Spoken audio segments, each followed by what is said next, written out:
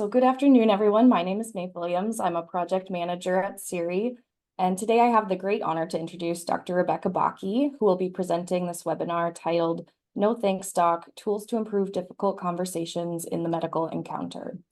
Dr. Bakke is a graduate of Concordia College in Moorhead, Minnesota, and the University of North Dakota School of Medicine and Health Sciences in Grand Forks, North Dakota.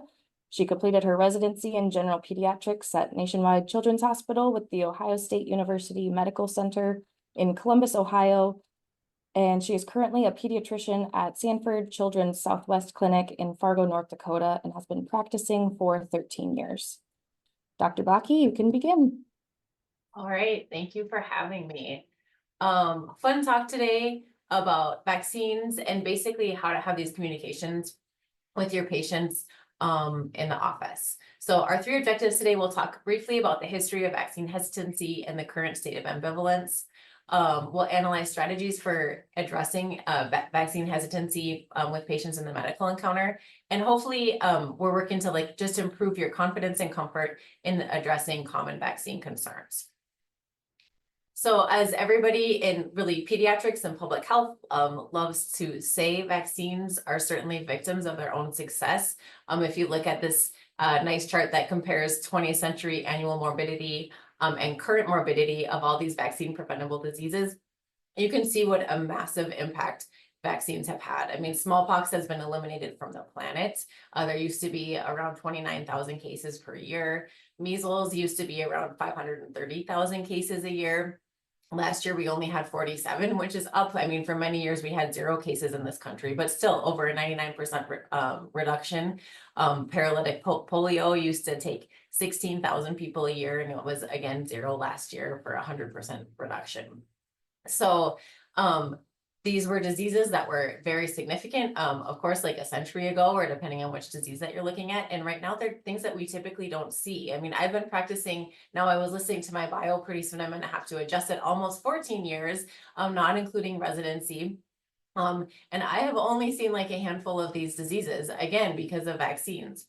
So you can imagine if you're like a parent thinking about vaccinating your baby, or an adult even getting a vaccine for yourself, how you might look at these things and say, gosh, like I don't know anyone that's ever had polio. Why do I need to give this shot to my baby? When I'm worried that this vaccine might have some potential side effects. So we're going to talk today about how to have those conversations. And certainly, you know, the fact that these diseases still exist all over the world, and even in this country, do still make it a really important thing to vaccinate. And I do tell families, I say, you know what, we don't vaccinate for smallpox anymore because we have eliminated it from the planet. And hopefully soon that will be the case for polio, you know, and maybe at some point for measles. But at this point, that's not the case in our increasingly global society. Of course, like these things can spread like wildfire all around the globe. I mean, we know that much of the world is gathered in Paris and France in these next couple of weeks for the Olympics, which is like one of my favorite times every 4 years. When an event like that, and there's many events like that, you know, throughout the world, can really be a wildfire for spreading diseases. So you have to make sure that you're protected.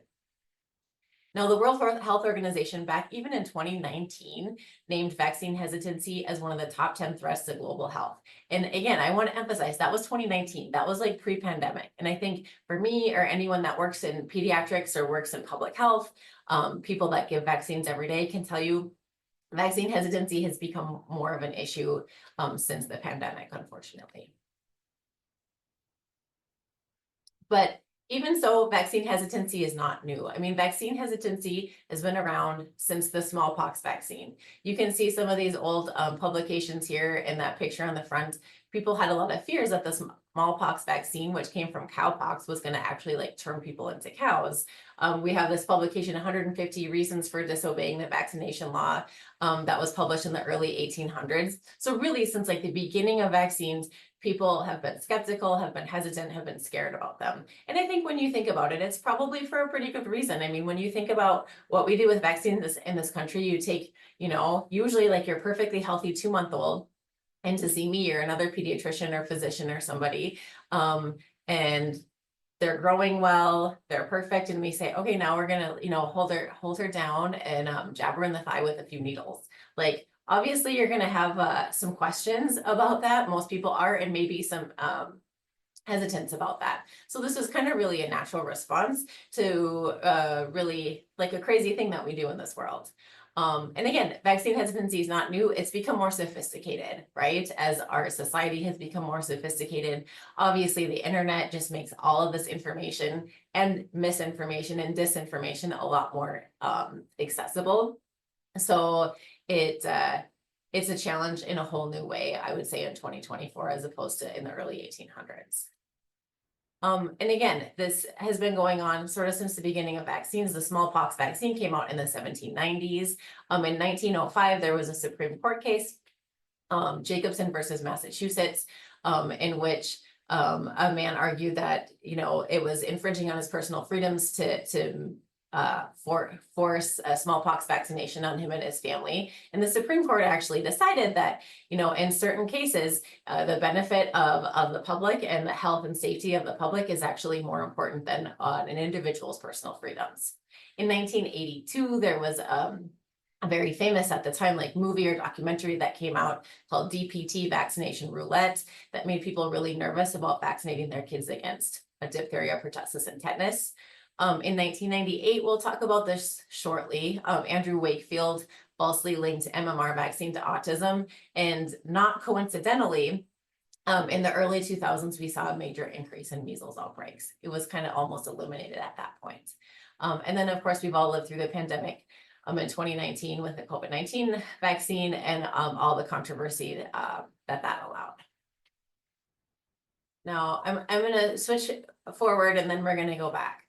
So, you know, despite all of this, and I think it can make people pretty cynical. Like it's pretty difficult. This has been going on forever. And it seems like you get stuck in this vaccine hesitancy cycle. But consistently, when patients and people are interviewed about like, who do you trust the most for getting vaccine related information and health related information, they consistently say their doctor, their pediatrician, a nurse, a pharmacist, people like that. So despite the fact that, I mean, I often feel this way, my colleagues do, and probably many of you do, that like, gosh, like no one cares, no one listens, whatever I say doesn't matter. Really, the science shows that people do care. They care about what you think, probably more than they care about what anyone else thinks. You know, even the internet, or, you know, their cousin's best friend's dentist, that kind of thing. So healthcare providers are truly the most trusted sources for this information. And yet, healthcare providers oftentimes are not super comfortable addressing vaccine hesitancy. And that's where we're hoping to help you guys out today. So this was a study that was done addressing specifically provider comfort in talking about HPV vaccine, giving that. And really, depending on the complaint or the concern of the patient, healthcare providers sort of had like varying levels of comfort with how they were having these discussions. So if it was like, well, my kid's 11, she's 10, she's not sexually active yet, just slightly more than half or a little more than half felt like very confident being able to address that. When you get to it's not mandatory for school, only about half were very confident in discussing why actually this is still a really important thing to prevent cancer, you know, in your son or daughter. And finally, when you get to things like I heard or read bad things on the internet or social media, concerned with religious or personal beliefs, less than half of providers were very comfort addressing those issues. And it's hard, and these are really uncomfortable conversations to have. And sometimes they can end bad. And obviously that's never the goal. That's not the goal. So we'll kind of talk about how to sort of work through those things. Another important point that I want to make before we get into some of these communication methods is that parents are actually less concerned than we think. Again, I think it's super easy when you're in the clinic all day seeing patients and having these hard conversations to get really cynical and to think like they don't know, they don't care, they don't understand how important this is. Now, this was a very interesting study done in Texas where the researchers interviewed providers. I think it was mostly like pediatricians and family doctors. And then they interviewed the parents of their patients. And they asked the parents, okay, how important is it to you that your child be protected against meningitis, hepatitis, rotavirus, pertussis, influenza, HPV? And then they asked the providers, how important do you think these parents think it is? Not how important does the doctor think it is, but how important does the doctor think the parents think it is to protect their children? And consistently, the providers score the parents much, much lower than the parents actually did. So just to pull out the one example of HPV,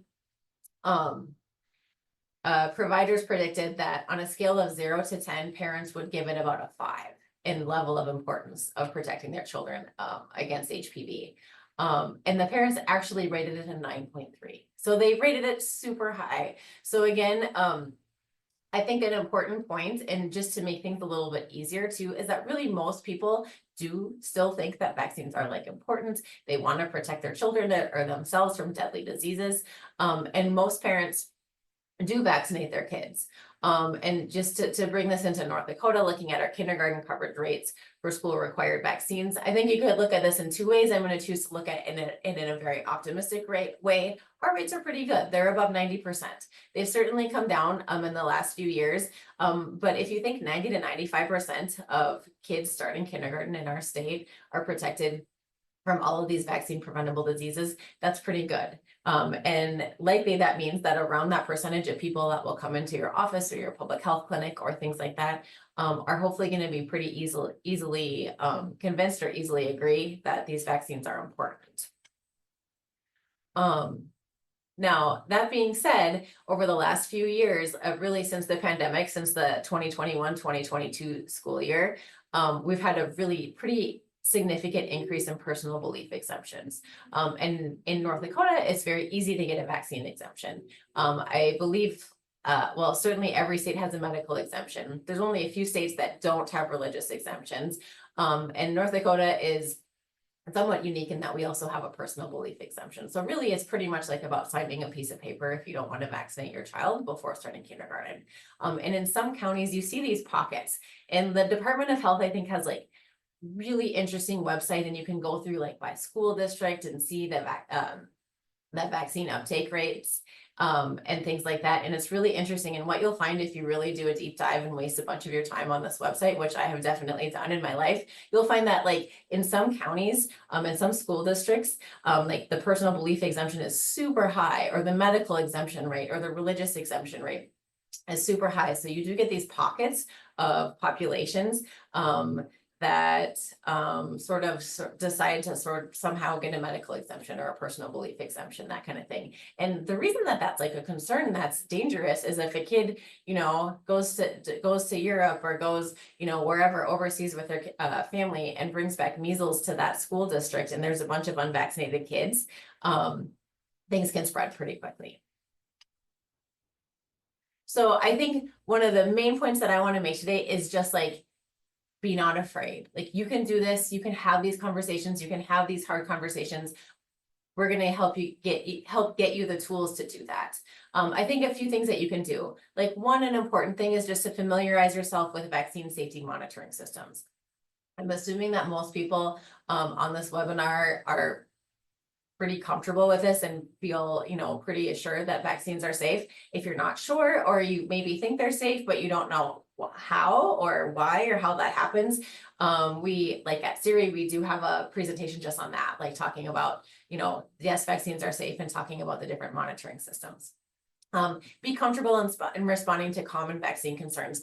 Like, I do this every day, right? Like at my job, I've been working with CIRI for like several years now. Still, sometimes I'll get completely off the wall, wacky questions that I'm like, oh, I've actually never heard that concern before, or something like that. But you can really still think through most of these things like in a logical way. I know the rumors and the concerns are always evolving, but still most of the time I can still give like a really educated response, even if I haven't heard like that specific concern before.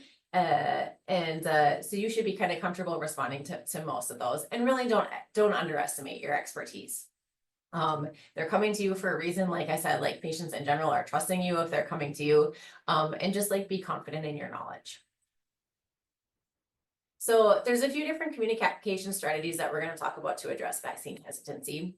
But first, I want to point this out, a super interesting randomized trial that was done talking to parents about vaccinating their children against MMR. And this was just a study. This isn't parents in a clinic or anything like that. They kind of like put them in a classroom, I think, or whatever, split them up into 4 groups.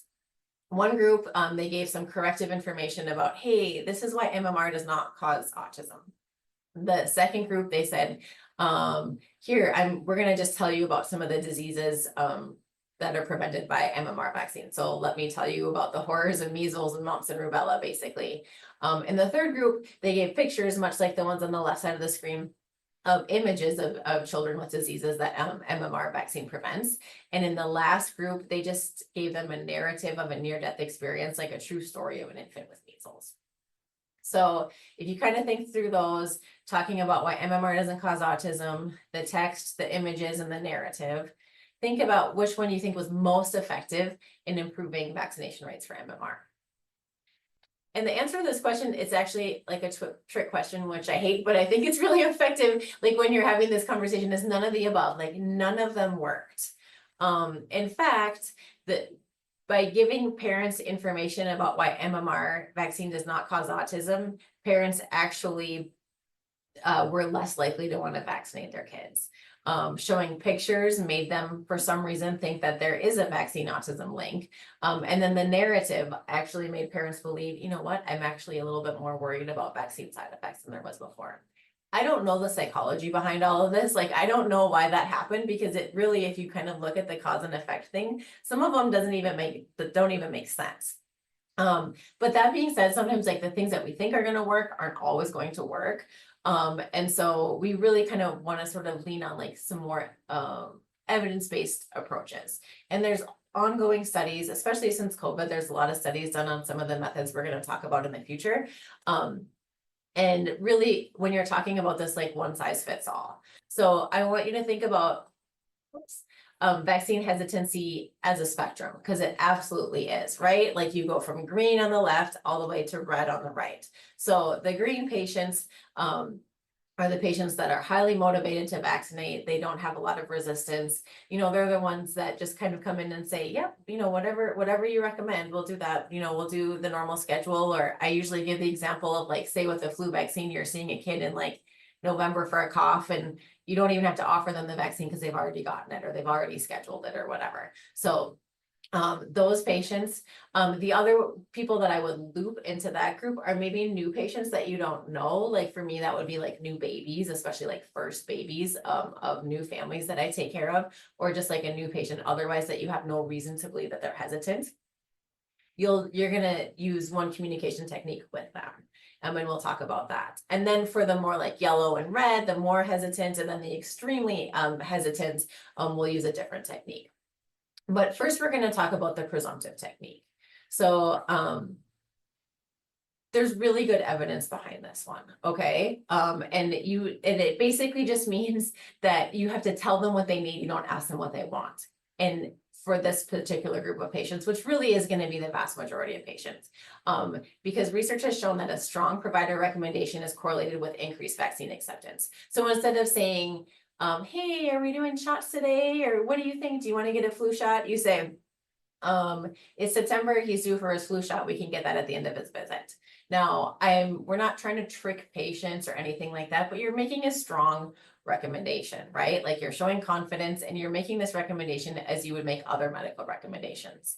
And studies have shown that 2/3 of patients who received like a strong provider recommendation for a flu vaccine actually got one, whereas 84% of those that didn't get one remain unvaccinated. I feel like this is like especially true in kids, because like it's tough to get your kid vaccinated, right? Because again, it's like needles and tears and anxiety and things like that. And I think a lot of times patients, you know, you might just want to like, either you don't think about it or you want to kind of like ignore the fact that it's like flu vaccine season and say like you're in for a sports physical or something else.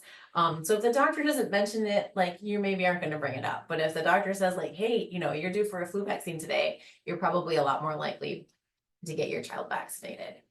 So again, another study that shows this was done in 29 clinics, over 17,000 kids.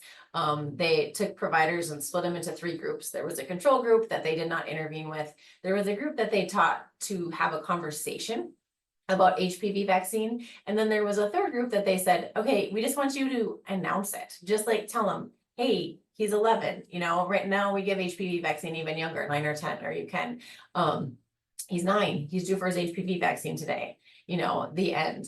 And when they followed up with those people in 6 months, they found that the group that they taught the like announcement method to had a 15% increase in their vaccination rate as opposed to the conversation and the control. I will note that the conversation group actually did better than the control group as well. So, just like talking about it, recommending it is super important. But in general, like announcing it is what's going to work the best. So again, this is an evidence-based method, okay? It works. It's a similar approach to making other medical recommendations. So if a kid comes in as a sore throat and a fever, I swab them, it comes back positive for strep. I'm going to say, okay, he has strep. I'm going to give you some amoxicillin, or I'm going to give you some penicillin to clear it so he doesn't get rheumatic heart disease, right? I don't say, yes, strep, what do you think about antibiotics today? Like, no, that's like not how we work in medicine, right? Like they're coming to you for your advice and you're giving them advice. Finally, this method saves time. Again, most patients and families are highly accepting of vaccines, and you don't have to have a long conversation. Sometimes you do have to have a long conversation, of course, right? Like in patients that are hesitant, but don't waste all that time on the easy patients, on the patients that are already accepting. For those patients that are kind of easily accepting or agreeable with these things, like I usually just say, great, thank you for vaccinating, and you kind of move on. And hope it sort of evens out at the end of the day, which sometimes it does and sometimes it doesn't. So kind of thinking about this technique, we'll look at a couple different ways of approaching this. So here the doctor says, okay, since Tyree just turned 11, he needs a tetanus booster and a meningitis shot, which are required for 7th grade. You can also have the HPV vaccine if you want him to have that too. And then the mom says, we'll take the tetanus and meningitis vaccines, but we'll skip that other one. 3 shots is a lot. Okay. That's a thumbs down. All right. So here's the other way that you can do it. Tyree's 11, so he's due for his tetanus booster, his HPV vaccine, and his meningitis vaccine. Do you have any questions? And she says, no, that sounds good. Now, is it always this easy? Like, of course not. But in general, I think like if you're presenting it like, hey, like these 2 vaccines like are super important and he needs this for school, you can also have this other one. Like I said, it sucks to vaccinate your kids sometimes. Like they don't like it. They cry. They're not coming in like begging to get needles in their thighs. And so if the doctor doesn't seem like she really thinks that's important, the patient or the patient's parent might not think it's very important either. The example that I really like to give with this is something that actually happened to me. I have like a wonderful dentist. I've gone there for a long time. I am very lucky. I have no cavities. I have super healthy teeth.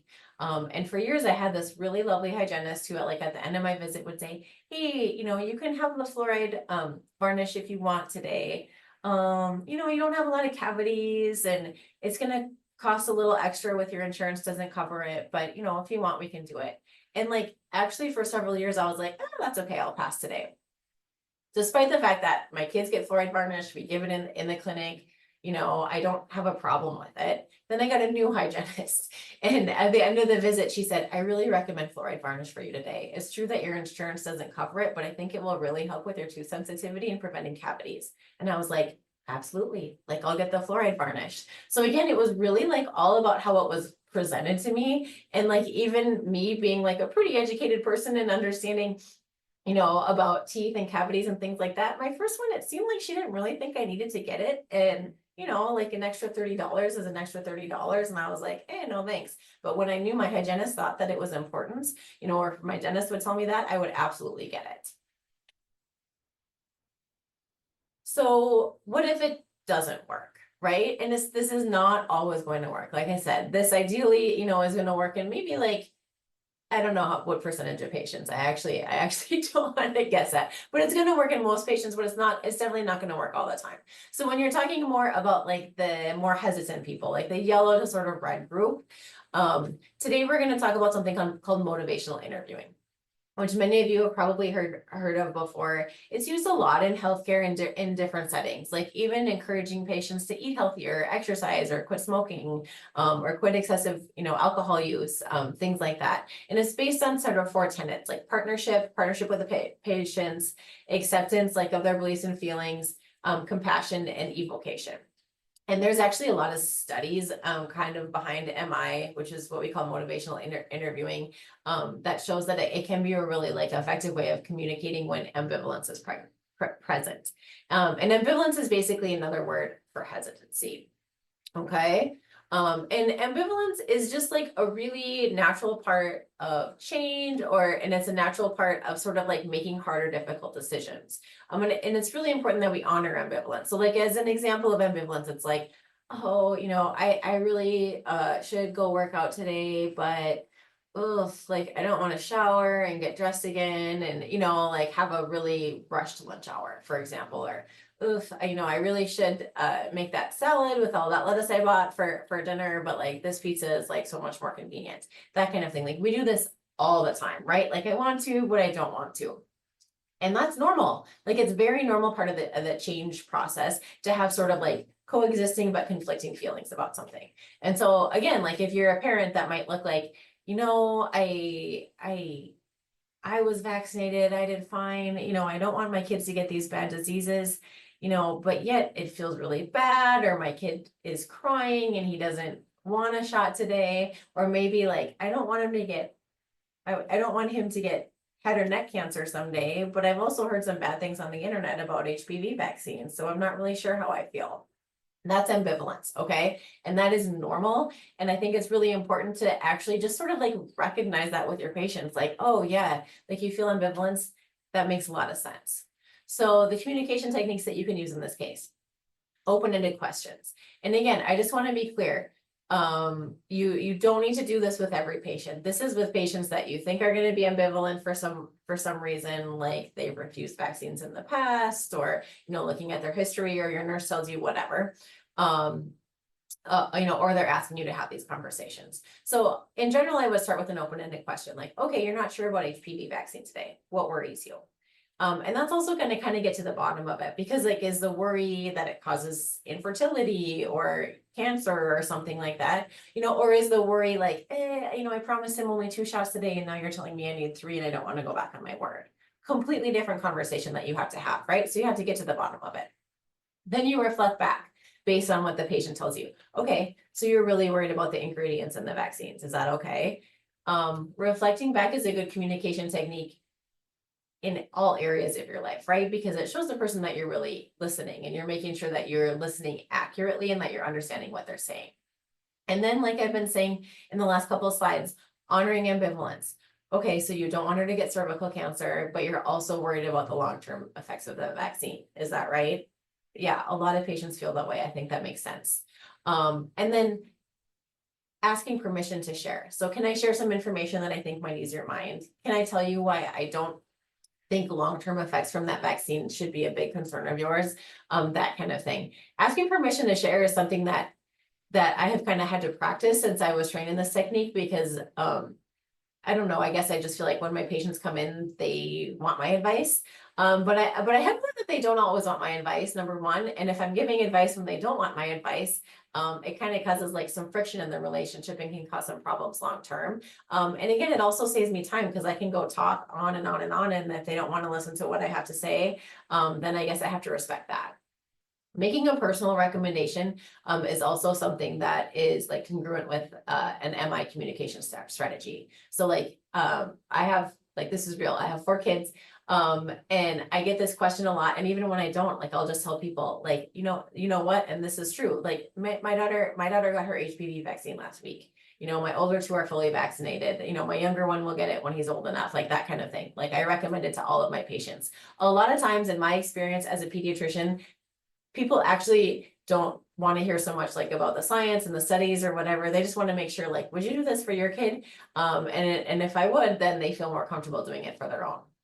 And then finally, supporting autonomy. Like, he's your child and this is your decision. Of course, we know that that's true. Like, right? Like, we're not holding kids down against parents' will and vaccinating them. Absolutely not. We're not doing that. And we would never do that. But just sort of like recognizing the fact that like it is a parent's decision, ultimately can be really, I think, like freeing as a doctor, honestly, and really sort of reassuring as a parent, like, hey, I'm making you my recommendation sort of based on what I know and my training and my knowledge, but it's ultimately up to you. It kind of stops you from getting into sort of like tug of war with the families. So there's a few MI consistent strategies to consider. And we'll go over those right now. One is scaling questions, and then another one is something we call EPE, or elicit, provide, elicit. So we're gonna start talking about the scaling questions. And this is something that probably most of you are pretty comfortable with because this is something that we do in medicine all the time, right? Like pretty much anytime a patient comes in, you're checking their name and their birthday and you're asking about their pain. And if they're old enough, you ask about their pain on a scale of 0 to 10. So you can use those scaling questions in other ways too. So you would say something like, okay, on a scale of 0 to 10, 0 being not important at all and 10 being super important, how important is it for you to get the vaccine today? I have actually done this many times. So like to use an example, I had a kid that came in who had her HPV vaccine a couple of years ago, and I couldn't remember what had happened the last year, but so she had one HPV vaccine and she didn't have the second. And so I kind of went into it presumptive method wise. I said, oh, I see she hasn't gotten her second HPV vaccine today. We can get that for you today. And the mom was like, whoa, I'm not sure that we're gonna do that. And whoa, what? And so anyway, we start having the conversation and she starts to be nervous about safety and things like this. And I said, okay, where are we at? Like scale of 0 to 10, 0, you're not getting it, 10, where are you getting it? What do you say? You start with that. So she says a 5. And I say, okay, why'd you say a 5 and not a lower number like a 4? She says, well, I have a sister who has cervical cancer. I don't want her to get that. Okay, that makes sense. What would it take to get you from a 5 to a higher number like a 6 or 7? Well, I'm really worried that this causes infertility. And if you could reassure me about that, then that would make a big difference. Okay. And when you're doing this, like the order that you're doing it is actually pretty important. Like you ask the patient their number, first you go lower. Like, and basically what you're doing is you're eliciting your patient's own motivation. Like you're having them say out loud, like why they think this might be a good idea. They're rarely going to say 0 or 1. By the way, I actually don't think I've ever had a patient say 0 or 1 when I have used this technique. They're rarely going to say that. So they'll tell you like why they think it's a good idea, because their thoughts are important and they're the one that gets to make the decision ultimately anyway. And then you go high. So as an example, you're wrapping up your last patient of the day, a 12-year-old who's totally up to date on her vaccines. It's flu season. She's never missed a flu vaccine. So you make the fair presumption that this family will agree to vaccinate. Like I'll also like add, we'll just say like this is like, your 4:40 patient on a Thursday, you're supposed to make it to your kid's soccer game, whatever, lovely family. You think this is like a slam dunk. You're going to finish this visit, have the nurse give her the shot, and you got to get out of the clinic. All right, Kate, you look great. You've grown so much. Good luck with the rest of your volleyball season. Last thing, it's October and you do it for your flu vaccine. I can have my nurse give you that before you head to practice. So I'm using the presumption technique to start with this patient because I really have no reason to think that she's not going to accept my recommendation, right? She's always done it in the past. And the mom says, I'm not sure we're going to do that this year. I know we've gotten it every year, but last year she got it and it made her sick. So then you're just like, okay, I guess we're doing this. I guess it's going to take a little bit longer, right? Instead of just being like, yep, okay, that sounds great. The flu vaccine. Now you're like, okay, going back. So let's just like for a little bit of background, remind ourselves about influenza vaccine and talk about why patients might even logically think that the vaccine might make them sick. So there's a few different kinds of vaccines, right? For in particular, there's the traditional inactivated vaccine, which contains whole flu viruses that have been grown in eggs and killed. So they can't cause flu, like dead flu vaccines cannot cause flu, but they can cause an immune response. The intranasal flu vaccine, the flu mist, I love the flu mist. It's approved for like 2 and up. So when I have like patients that come in and they're like, oh no, he doesn't want to get a shot today, I'll say, oh, how about we don't get a shot? How about we get a squirt in the nose? And I actually get a lot more acceptance with that, especially with a needle phobic kid. So I like the intranasal flu vaccine a lot. It contains live weak influenza viruses. So they can replicate in your nose, but not in the lungs. So it can't cause like true influenza. The recombinant influenza vaccine just contains a protein, so not even like a whole flu virus. And so that can't cause flu either. And then there's a cell culture based vaccine that's grown in cells instead of eggs, like in case, we don't have eggs or things like that. And those are also killed, so they can't cause influenza. So none of these vaccines can actually cause influenza. So then why on earth does everybody think that the flu vaccine makes them sick? Few different reasons. One, maybe you're having an immune response after the vaccine. It's actually not that common after flu vaccine as opposed to like say maybe COVID or something where it's a lot more common. It only typically occurs in less than 1% of recipients, but still it happens where you might get a fever and muscle ache and yeah, like you're sick, but you're not like sick with influenza, right? You're having an immune response. So people might logically think that.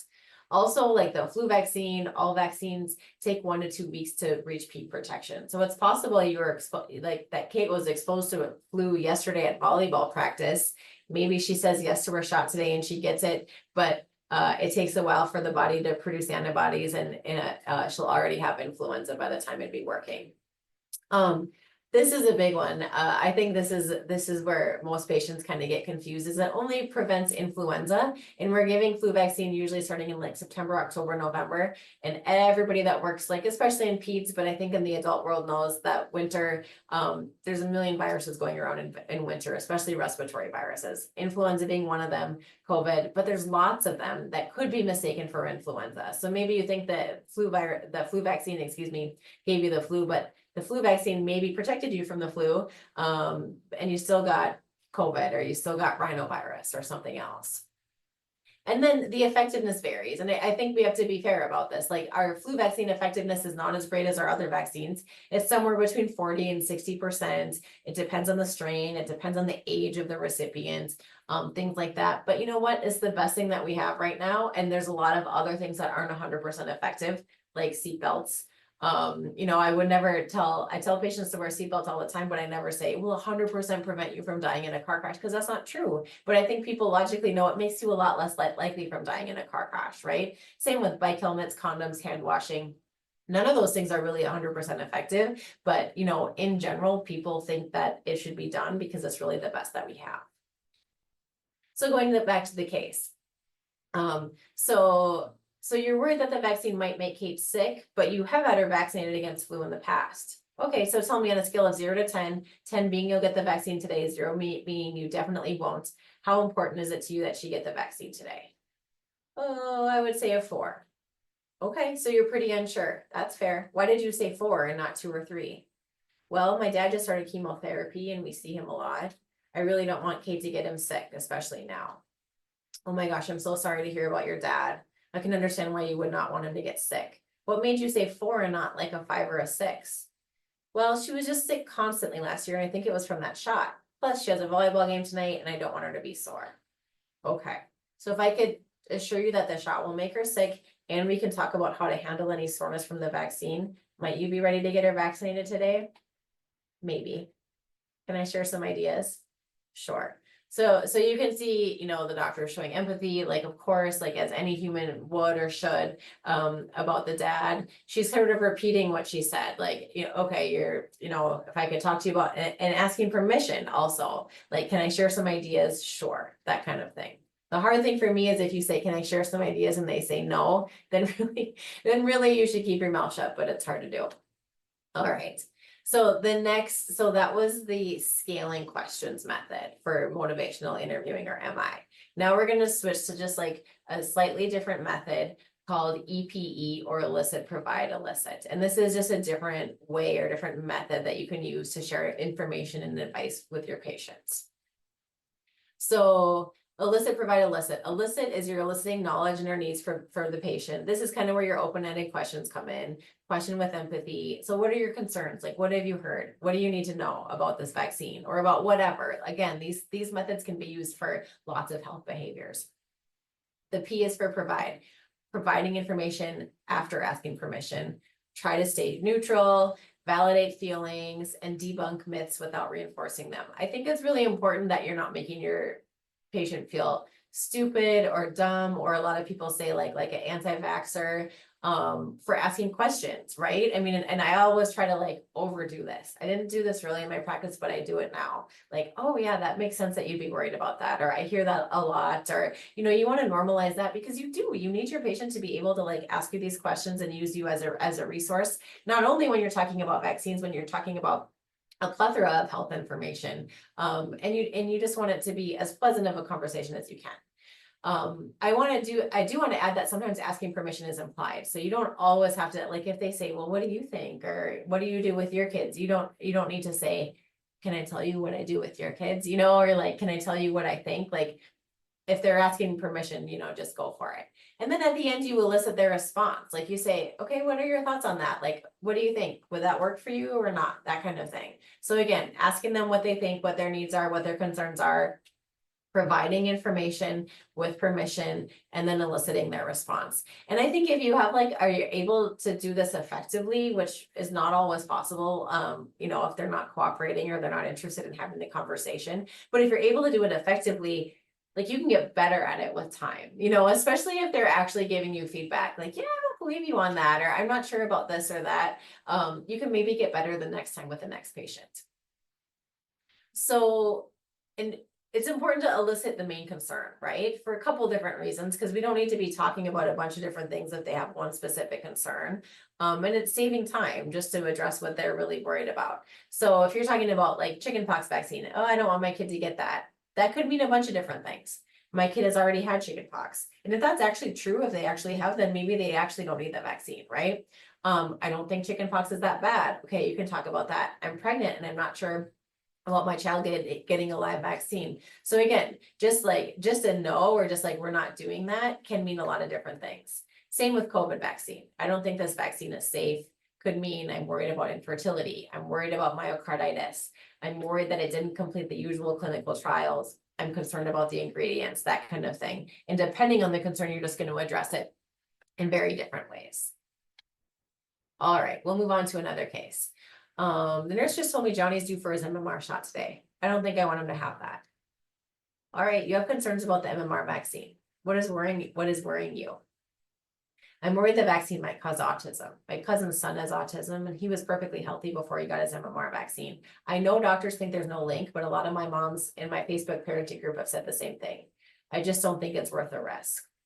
Okay, so again, easy to eye roll these things sometimes, I think, if you're getting really cynical, but if you think about this mom, you know, raising a child with autism can be extremely rewarding, but it's also typically really challenging. So she's seen that firsthand with her cousin's son.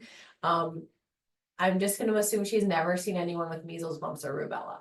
Okay, and so when she's weighing the pros and cons here, she's saying like, I just don't think it's worth the risk. And, you know, maybe based on what she knows, that might be like a rational concern. Thanks for telling me about your concern. I'm so sorry about your cousin's son, and I understand you want to do everything you can to support Johnny's health and development. This is really important, like saying things like, you're a good mom.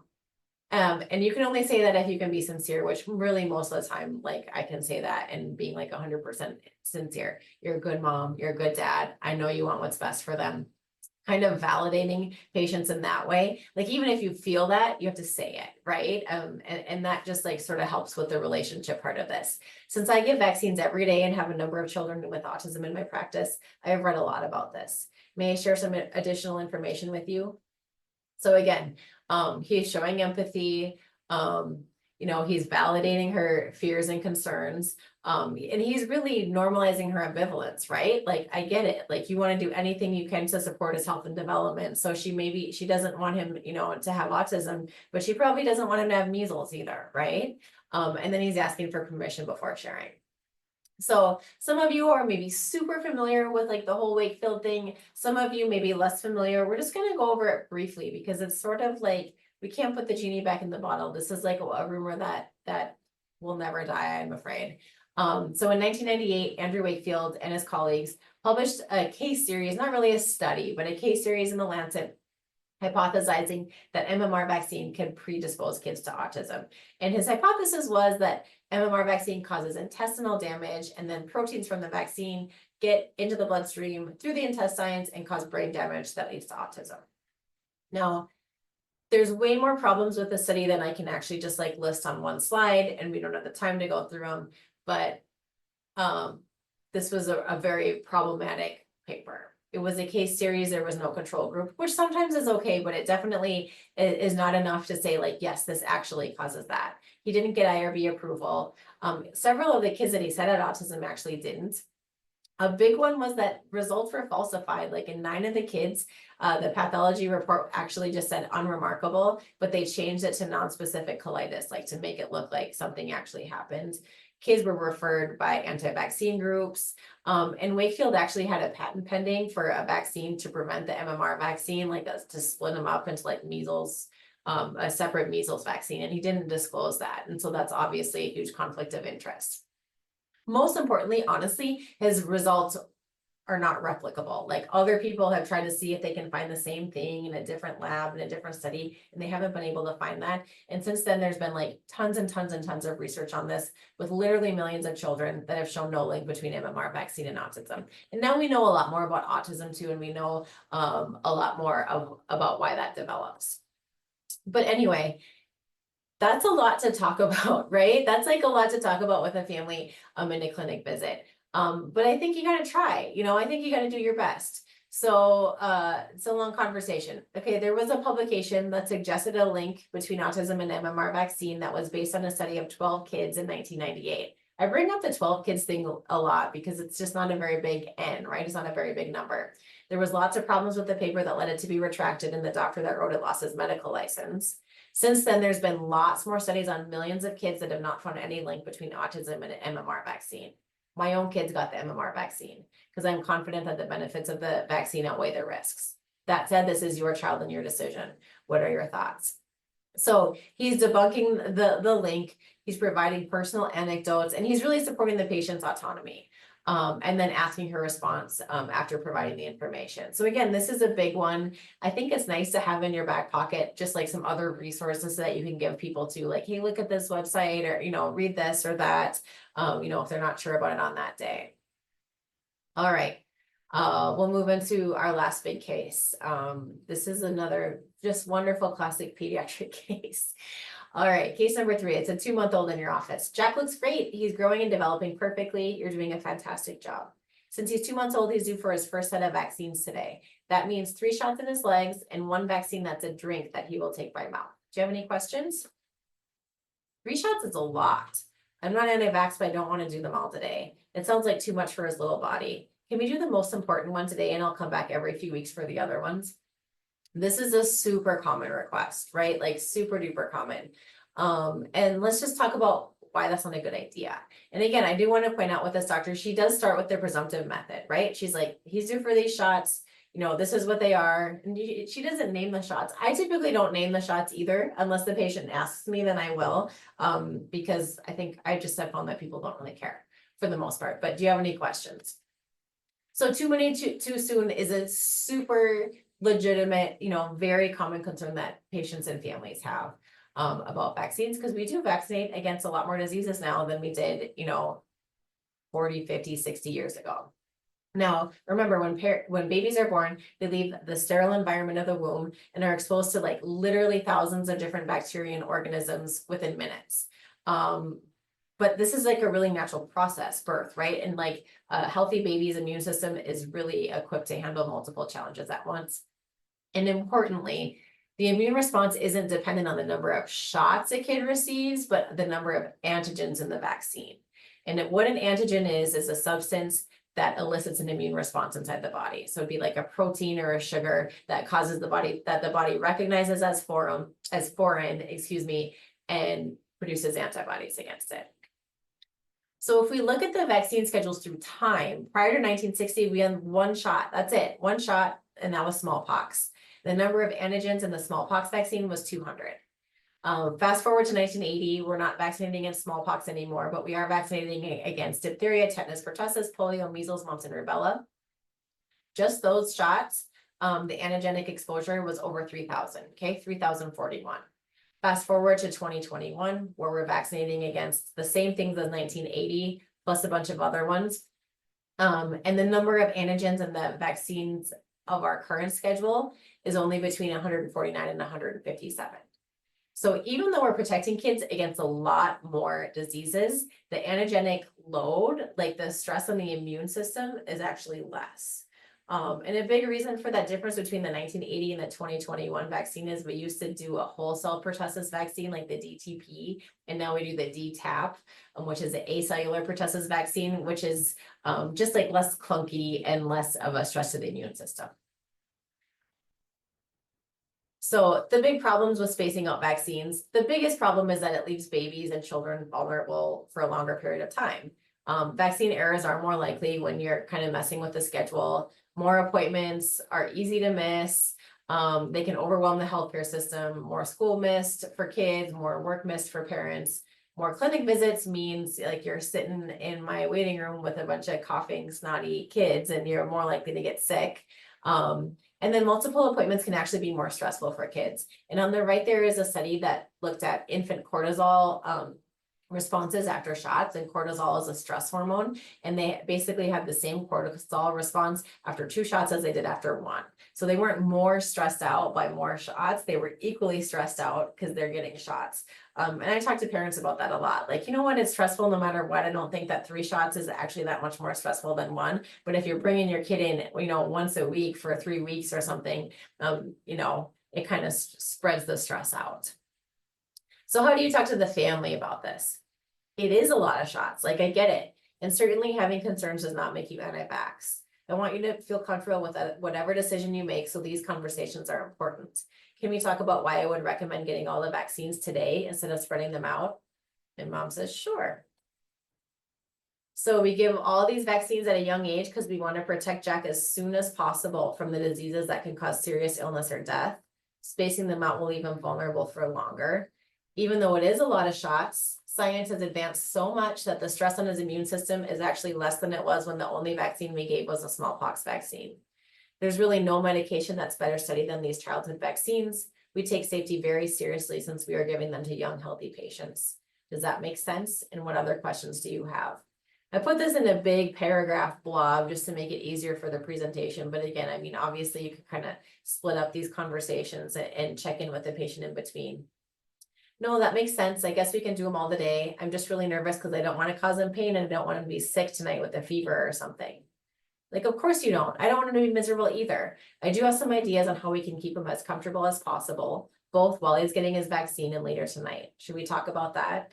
And the mom says, sure, that'd be great. So the doctor's partnering with the patient, like, hey, this is what we both want. Like, we don't want him to be miserable. We want to protect him so he doesn't get meningitis. We don't want him to get pertussis, that kind of thing. Let's work together to find a solution. And how do we do that? Like, how do we improve comfort with vaccinations? There's some good studies on this. Positioning is important, especially for younger kids, like supine. So having them lay on their back on the exam table is actually generally the worst. If you let parents hold kids in their laps, that's usually better if it's practical. Letting moms breastfeed during and after shots really will help. You can do sugar water for babies. If you have the staff and you're able to give all the shots at the same time instead of one at a time, that can help. For really anxious kids, you can have them try some of those topical numbing creams that you can get over the counter. You can do distraction, like with bubbles, videos, light up toys. It's like the only time I really am like into iPads. And then talk to families about acetaminophen, ibuprofen if it's a baby, if they're old enough, they have to be 6 months after vaccines only, but not before. I think improving comfort with vaccines is really important, obviously, because like we want our patients, our babies to be like as comfortable as possible in the medical setting. It's also really important for the parents, because if the parents are seeing that their kids are miserable and this is like a super stressful experience for everybody, and they're maybe already a little bit ambivalent, it might push them in the direction of not wanting to do it in the future. All right. So just wrapping up here, key takeaways: start with the presumptive approach and then move to motivational interviewing if there is ambivalence. Familiarize yourself with some of these common vaccine concerns. We went over just a few of them today, so hopefully that was helpful. There's obviously many more that come up. And then just showing empathy and supporting autonomy to break down barriers. Remember, your relationship with your patient is the most important thing. Allow them to have their ego intact. So even if they refuse vaccine today, if they come back later, you're able to like have the kind of relationship where they were like, you know what, I changed my mind, and things are okay.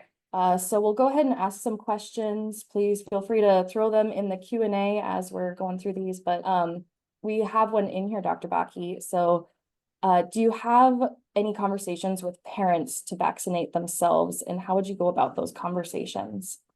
Yeah, I do, especially particularly when I remember to do it is with newborns, like talking about the importance of pertussis vaccination and flu vaccination. And actually in my clinic, which is just a peds clinic, we are able to vaccinate parents there against Tdap and flu and COVID as well. So that's actually really nice because a lot of times parents are taking their kids into the doctor a lot more often than they're going themselves. So we can get like the whole family done, and you can make it really fun and joke with the kids, like who's gonna cry more, your mom or you, let's see. So yeah, I think bringing it up, and I think a lot of times, like especially adults, maybe like young adults, healthy adults that are having kids are not likely, maybe not as likely to want to protect themselves, but they definitely are a lot more willing to like protect, especially like a vulnerable newborn. Thank you so much. We have 1 more minute, so I'll just ask another question. So I know you said you don't get a lot of people that answer 0 or 1 on the scaling questions, but how would you maybe have that conversation if they do say 0? Yeah, I mean, I think I would just like recognize like, okay, like, yeah, this is not something that you want to do. If you change your mind or want to have this conversation in the future, and I think kind of like depending on the thing, on the situation or the vaccine you're talking about, I would say like, I'm going to bring this up again next year, and we can talk about it if you change your mind or if you have any questions in the meantime, offering information, things like that. But in that case, I would really keep things brief just because, yeah, if they're at a 0, you're probably not gonna get them there in that visit. So trying to keep it pleasant, not get into a boxing match is the approach that I would take. Awesome. Thank you so much. We're at 1 o'clock, so we'll wrap it up here, but thank you so much for that wonderful presentation, and we look forward to seeing everybody at our next webinar. Thank you. Thanks.